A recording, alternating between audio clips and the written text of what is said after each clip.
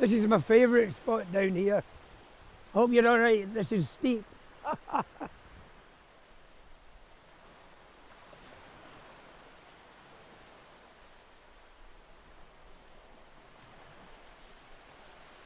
My first call-outs as a 17-year-old, and if you can imagine this, 17, some of you are not that much older, was 3 fatalities on the bend. 3 people fell off a climb.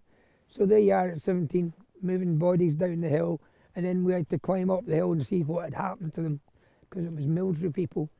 A plane crash. So in my first year, I did about 8 fatalities, which is quite a lot. And the mountains are not nice, if you fall a long way, it's tragic, but it's also not a nice death. And in these days, you didn't speak about it. Nobody spoke about what you'd seen. Completely different world. So for about, I joined in 71.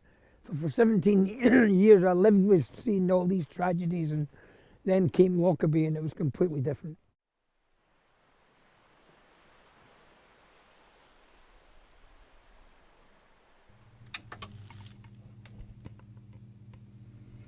Rescue teams from all over Britain are heading for the scene of what looks to be Britain's worst air crash tonight.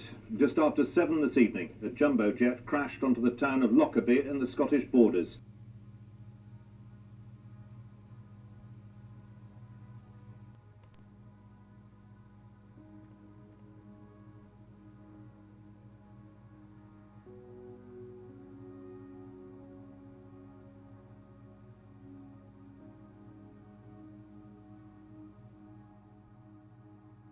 This plane crashed right on top of more or less a very small town with the smallest fire brigade, the smallest police force, and it was mayhem, and it was completely out of what I'd ever seen.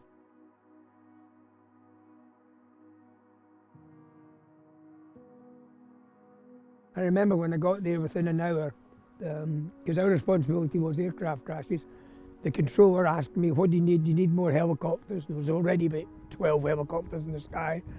I said, no, but I think we're going to need some psychiatric help. I don't know why I said it, because it wasn't a thing to say.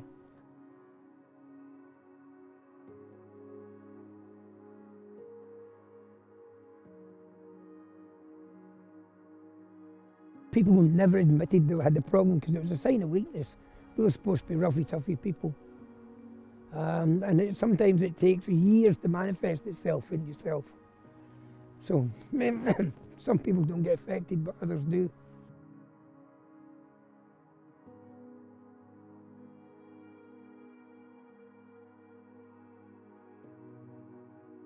For years I really struggled with sleeping, nightmares, all the kind of signs and symptoms of it. I got angry, I drank a bit. I drank too much sometime, and gradually I started to come to terms with it by speaking about it and by kind of saying we need to do something. And I think once you kind of make your name in this game, if you stand up and say this affected me, it must be affecting other people, that helped.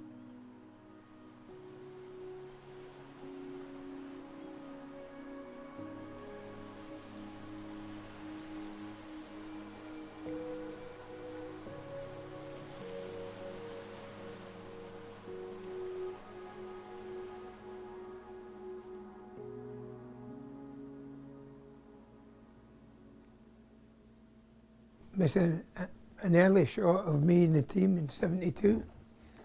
This is in Skye. I had black hair then and hair. And this is where we stayed in this barn above it. And that's the team at the time.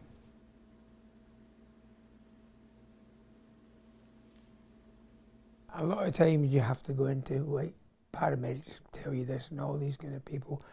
You go into a professional head, A&E doctors, they'll tell you, they're dealing with stuff, but you have to keep your head around you. And that kind of disguises what you're going through. And as a young guy, you're not going to say anything if nobody else is saying anything. So, until Lockerbie, there was nothing.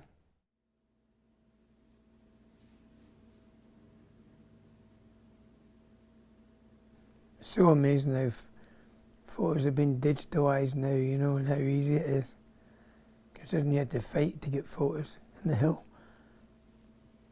Get the camera out, make sure the batteries were running, and God knows what.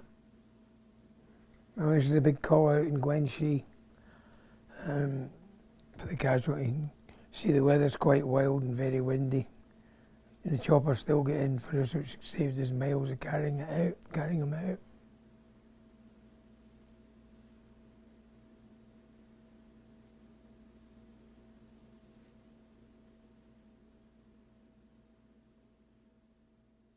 Guys were coming in at night, friends, saying, and most of them are married. Can't sleep. And one telling you this, but it was a bit over the couple of nights that I was working late. There was about 10 of them came and spoke, and these were the young lads. These were the kind of experienced lads who'd seen most things, and they said it was just out of their comprehension. And I think because there was children involved at Lockerbie, a lot of children killed. It was Christmas. It affected them. But I didn't know as a team leader, because you're trying to help them. I didn't understand what was going on, but you're taking their troubles on. And you can't do that, you know. And I think that's what blew me. It's like a computer, isn't it? You've done enough, your hard drive blows up, doesn't it? And that's what happened to me.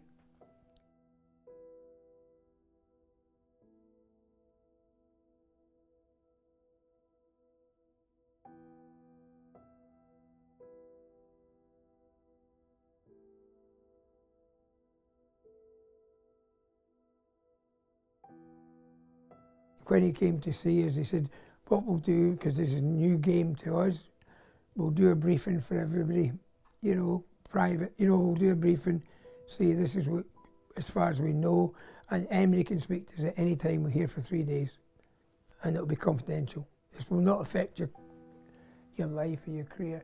And I remember I had to get getting the team to accept that this guy was coming to talk to them. Oh, I'm not going to that. I said, well, if you don't go to that, you don't stay in the team. Because I knew something was wrong with me after a month. And, you know, it wasn't perfect, but it was all that was available at the time.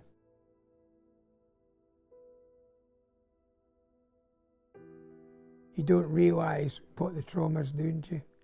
People are now a lot more aware, but you've got to know where to seek help. And some people still don't want to seek help. So you've got to just keep pushing it, go and talk to and there is a lot, and if maybe he doesn't or she doesn't work for that counsellor, then keep trying.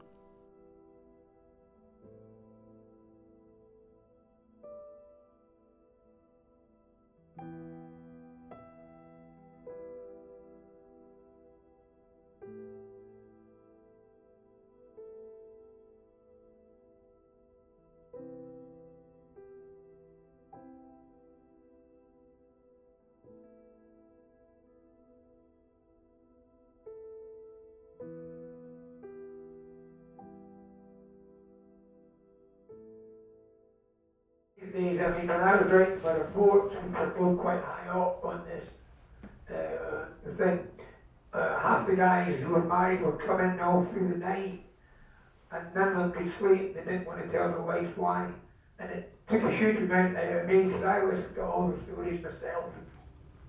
Not a good thing to do. You can't take that on as a kind of senior person, otherwise you become bombarded with it. Mm-hmm.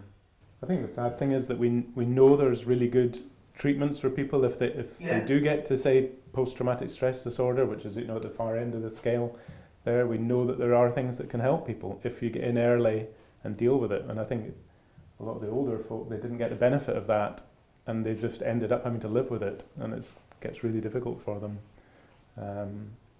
And hopefully someone haunted with it. Yeah, exactly. Life. Yeah, and it's just because they're not processing the memories, you know, that they've just been shoved away in a cabinet, and then they keep coming out every so often, you know, and that's a challenge, isn't it, for folk? And I think now if we can get people speaking earlier, well, understanding, give them education, which helps them to understand what's happening, but then have people who are not afraid to speak out, and then get treatment early if that's needed, then that it has a much better chance of successful outcome, you know, in recovery.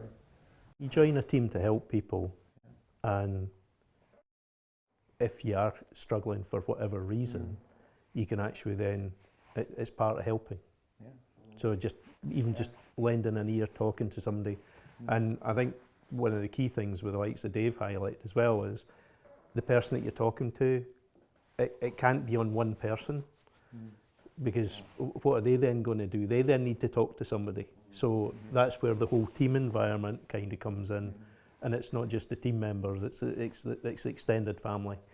I mean, I've only been in the team about 5 years, but early on in my thing, we had a boy that I knew just had crashed a car just down the road from me. I came across the crash, reported the crash, but nobody there, but thought he had got a lift away or something like that. But anyway, we were called early the next morning to look for him, but unfortunately it took his life, but which I found, I couldn't believe what we found, you know what I mean? I thought, oh, this is never what I expected when I seen the car crash the night before. And because I knew him, it was pretty difficult, but also had family members phoning me about it and stuff, but I can't fault the team. They really were very supportive. The team doctors phoned me about it and everything. So yeah, it was something I really struggled with because I knew him well, but yeah, the team were very good, like, yeah, talking about it, yeah. I think it's the theme that comes out of dealing with mental health and mental health issues is it doesn't matter how hard it actually feels, you know, go and find somebody, whether it be a professional, whether it just be a friend you can, or a family member that you can sound off to, but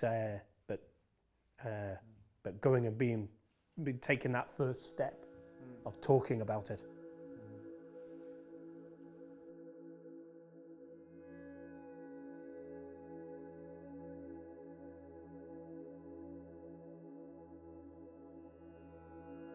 I'm hoping for better. I hope we keep improving. I hope we don't just, we'll do this. I'm quite sure the well-being in the mountain rescue is going to get better and better and better, because I've taken one of the guys is a well-being officer, which is a great start. And remember, there's still a lot of people who it won't affect, and you can't get near. But they're not the ones. Well, they are the ones you worry about, but the ones that want to talk, they've got to be able to talk to you. Nowadays, you're not getting told of many people committing suicide. Young people, my age, older people, I mean, it's a huge amount.